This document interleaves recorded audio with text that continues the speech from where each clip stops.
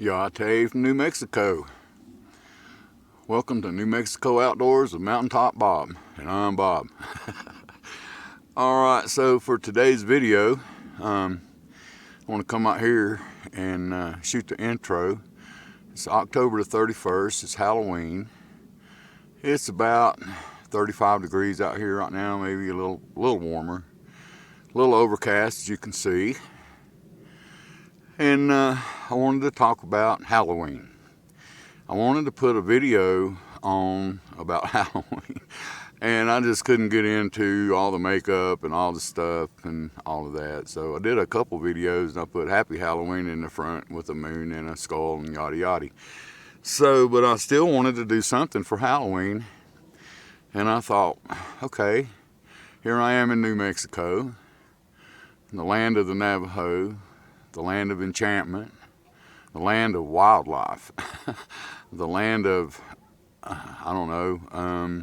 open range, wide open spaces to roam around in. So I got thinking about it, and I said, okay, well, from what I've learned and heard and did a little research on, the raven, the coyote, the goose, and you're not going to believe this, the bald eagle. So here's my story, I'm sticking to it. I wanted to put together something. I really worked really hard. I only have 250 millimeter lens, so you know, a lot of stuff that I shoot looks like a little speck, and then I have to crop the crap out of it to get it up where you can see anything really. So when you do that, you kind of,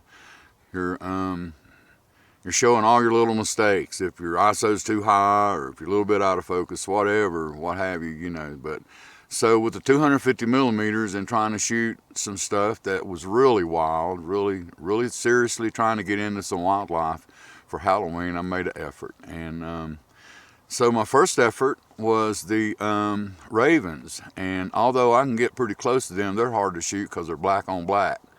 And any harsh light, they just turn into a black silhouette. It's hard to get any detail. But I did what I did, and I managed, and I think you'll enjoy those. And let's just go ahead and tell the story of the raven as I understand it. And there's so many out there.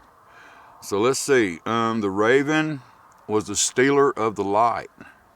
The raven was not happy about living in a dark world, so he wanted light. And he found out a rich guy had the light, and he's a shapeshifter, so he changed shape and turned into a piece of dirt and infiltrated into the food or the water or something. I forget exactly how they said it. And the rich man's daughter consumed him, and he got her pregnant, and a child was born. And the story goes on. In the meantime, he stole the light and brought it to the earth, lit the earth.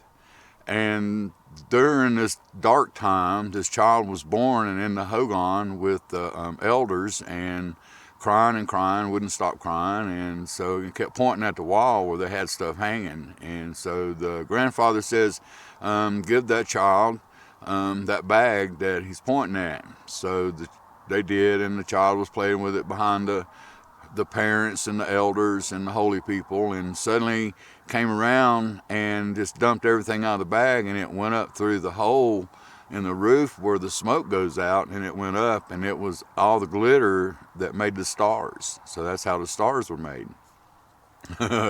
Okay, so, and the moon's in there, the sun. It's a long story, and it's really interesting, but there's no way I can remember it, come out here and to tell the whole thing. So now that brings me to the coyote. And wow, are they hard to get close to, but I got what I got, and I hope you'll enjoy it. So the coyote and the raven have a ongoing feud. See, they're a couple of they brought humanity to the earth and made us what we are, the raven and the coyote, and they both want to take responsibility for stuff, and they both say they did it. So the coyote says that what happened really with the stars was that the elders were sitting in the holy people were sitting in the hogan on a big black mat. They were circled around. It was between them in the middle of them, and they had a bag full or a basket full of stars, and they were placing them just like they wanted them to be in the heavens. I mean, they were really taking a lot of time, and they made the North Star and the Big Dipper and Orion and all that stuff just like they wanted them. Of course, they had their own names for that stuff. Well, the coyote kept coming and going, and he was anxious. He wanted to go on about his business. He's like, come on, let's hurry up. How long is it going to be? And they finally decided they'd let him help. So he got in there, and he was placing a star here and place. He said, oh, the heck with this. And he just slung them all out there, got the basket, and just slung them all out on the black carpet, on the black mat. And so that's how we get the Milky Way. All those stars in the center, the coyote done that. And he also takes credit for a lot of stuff. Let's see, one more. The people lived here, and the coyote came along, and he collected a man, a woman, and a dog, or a couple of dogs, whatever, and took them to the north. They never returned. It's where the Eskimo came from. So there's that story. It goes on and on. Okay, so let's move on to the geese. The goose. These particular geese are Canadian geese, but in the Navajo traditional stories, there was an unhappy holy person with the amount of small birds that were dying. And so he gave the goose the job, since it traveled from the north to the south and south to the north every year, the job of helping all the little birds that also migrated to make those trips. And the geese, are the protectors of small birds. Navajo story. And now one last one, and I don't have a really massive story for this particular bird.